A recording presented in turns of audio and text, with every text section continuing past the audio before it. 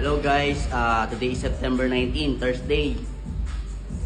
Ito, workout muna kasi kaysa masabihan na mag-apply ng trabaho, halagaan na lang ang sarili kasi wala namang ginagawa. Sabi nga nila, di baling tamad, di naman pagod. Totoo yun. Kaya, ito, workout muna. Kaya ikaw sa nagsasabing mag-apply ako ng trabaho, ilan taon na ba? 40 plus. Nagme-maintenance ka na. Bata ka pa. Ako 36, magka-37. Pero kailangan kasi alagaan mong sarili mo. Hindi yung puro ka lang bunganga. Wala ka pa napapatunayan sa buhay.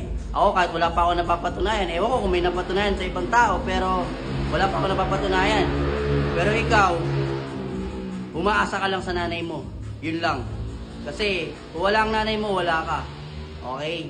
Kaya ako sa'yo, ikaw ang maghanap buhay.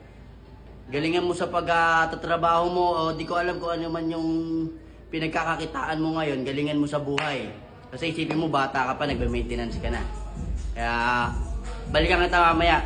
At mamaya, may racket ako. Okay? Kay Madam James Gladys Benedictos ng Team James.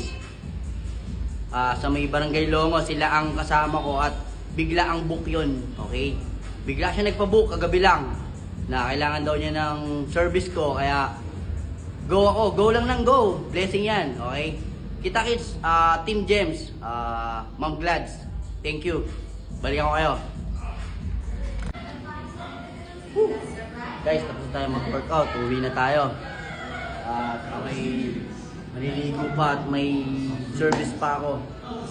Salamat sa iyo, Ma'am Gladys Benedictos, sa Team James, thank you sa iyo at sa pagkuha ulit sa akin. Maraming salamat. Ako'y uwi na. Bisa at mag-workout. Okay na. Thank you. Balikan ko kayo. Hello guys. Ito, nagbabalik ako at nagbihis lang ako. Shoutout nga pala sa sponsor natin dyan ng Sando Equipment ng gym ng Team Aldrin Alvin. Salamat sa inyo. Team Aldrin Alvin sa may Blast Off the Building. Ito yun, gym doon, ito doon lahat. Kaya kung gusto nyo mag-gym, punta lang kayo doon. Okay. Ito nga pala, malapit na kami doon sa service ko na kumuha ng service sa akin. Eto, pupuntahan ko na. Sa may Lian Gwen lang naman yun. Okay. Kasi mas okay na yung tamad, di naman pagod. Sabi nga naman nung nagsabi sa akin na mag-apply ako ng trabaho, ano applyan ko, lahat naman alam ko. Ang sa akin lang kasi is sasabihan ako na mag-apply ng trabaho sa asawa, okay lang.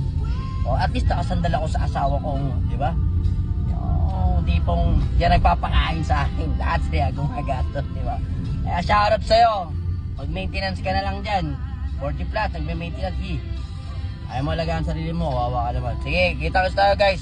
Saglit lang, mag-set up lang kami, okay? Thank you. Hello guys, September 19, Thursday, September 19, 2024. May event ako ngayon, okay?